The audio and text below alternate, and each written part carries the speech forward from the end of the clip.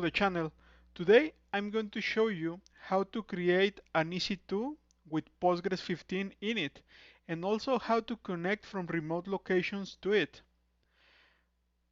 But before we start, if this is your first time in the channel, I invite you to take a look at the channel playlist, where you will find a lot of free tutorials for Jenkins, Docker, AWS, Terraform, Ansible, SonarQube, security, Bash, and more. Okay, let's take a look to this. First, I have a main.tf and also an outputs.tf. Let's take a look on those. First, in the main.tf, I have the provider sections where I can see the AWS module here. This is what I'm going to use to connect to AWS. Also, here in the providers, I can specify the region where all my cloud resources will be deployed.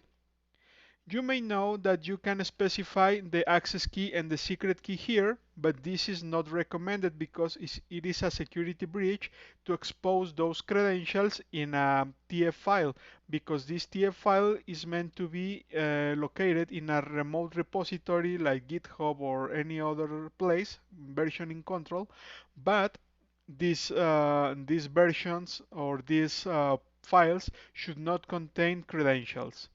Also, we have the resource block here, where I'm going to specify all the details for the EC2. First, I have the ID for the image, which is an Amazon Linux. Also, I'm specifying the instance type. In this case, the family that I'm going to use is T2 Micro. And then I have the key name. This is the SSH key that I'm going to use to connect to the EC2. This key was previously downloaded, and this is the ID that I put in the AWS to have my SSH key ready to connect. Also, I'm specifying the security group. Also, this security group is already created in AWS, but this security group contains all the details for the specific ports that I'm going to use for connecting. In this case, as I'm going to deploy a Postgres, I know the port is 5432. This is already opened in the security group. One key thing is the user data.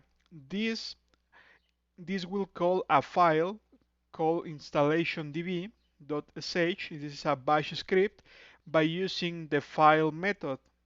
I'm going to show you the content of this file in a few seconds. In the last part of this main.tf, we have the tags. As you remember, using tags in AWS and Terraform also is a best practice, because you need to have tags for organizing all your cloud resources. These also are useful for monitoring and for reporting. So please use always tags. Okay, let's take a look to the bash script. Here, as you can see, this is a common bash script where I'm installing stuff by using yum. As I know this EC2 will be Amazon Linux, yum is the package manager that I'm going to use.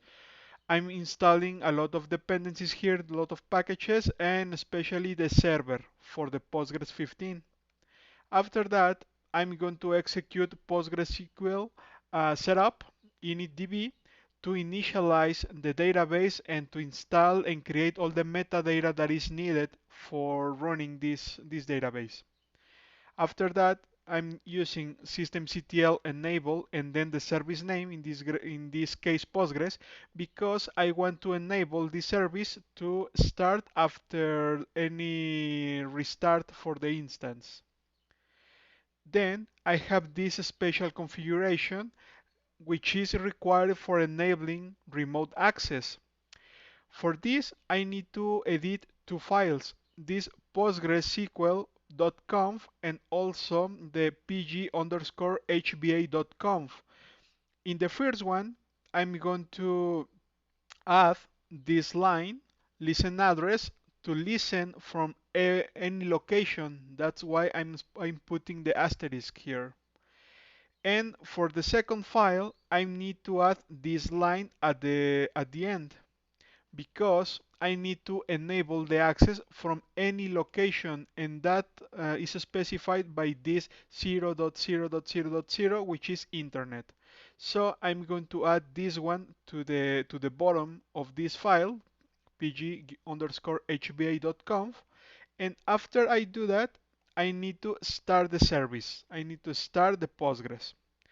And well, finally, I'm going to clean up the files that I created for this, and also I'm going to create new users in the database. First, I'm going to change the password for the Postgres user. By doing this, I'm going to read from the standard input and put the password there. But also I need to create a new user, which in this case will be Sonar. After that, I need to edit or to update the Sonar user and put a password for it. This password will be for the Sonar user. Then I'm going to create a database, and I'm going to grant privileges to the user on over this database. Okay, this is all that this script does.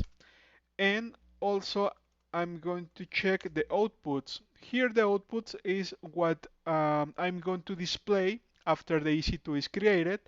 I need the public DNS or I need the public IP address to connect to the ECS. Sorry, to the EC2. That's why I'm publishing those details. Also, I'm publishing the tags or the ARN, as well as the private IP address and the private DNS.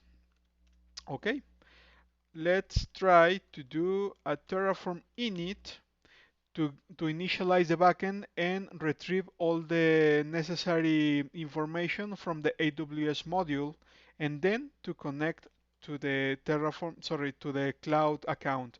Then I'm going to do a Terraform plan to see what is going to create.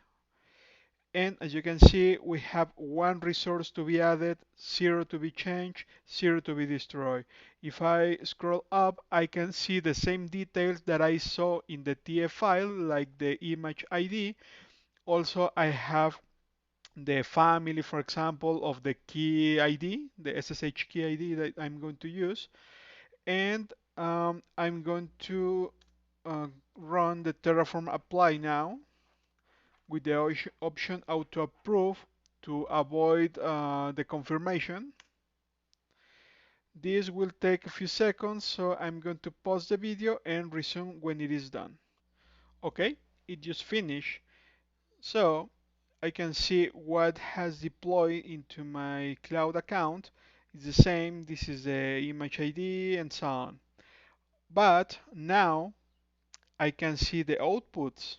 Well, first we can see that the resource was added successfully. The outputs display the things that I mentioned before. Here I have the public IP address, which I'm going to copy because this is the one that I'm going to use to connect to the Postgres database. And for doing that, if I try to do this, here I'm running in my local machine. I'm not connected to the EC2. If I do this, it says that the role and my username does not exist on Postgres, and that's fine. Then for that I'm going to use this. I'm going to become to Postgres user, and then I'm going to use the PSQL. Then the host, in this case, is the IP address. The user is Sonar, and the database is SonarQube. This was specified in the script, in the shell script. Then what is my password for this? You remember we set this password in the script as well. So if I do a cat over the inst_db.sh, here are all the information. As you can see, the user is Sonar. We have this as Sonar, and the database is SonarQube. So I put SonarQube here. And for that one, for connecting this, I'm going to copy the password that I put to the Sonar user and then I can click here and paste the password.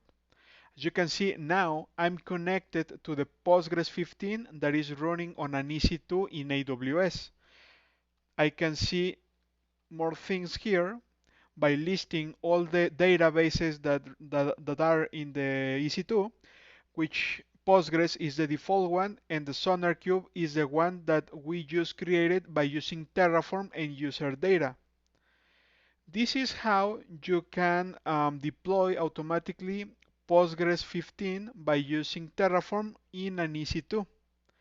I hope you enjoyed this video. Please subscribe to the channel and let me know your comments. Thanks.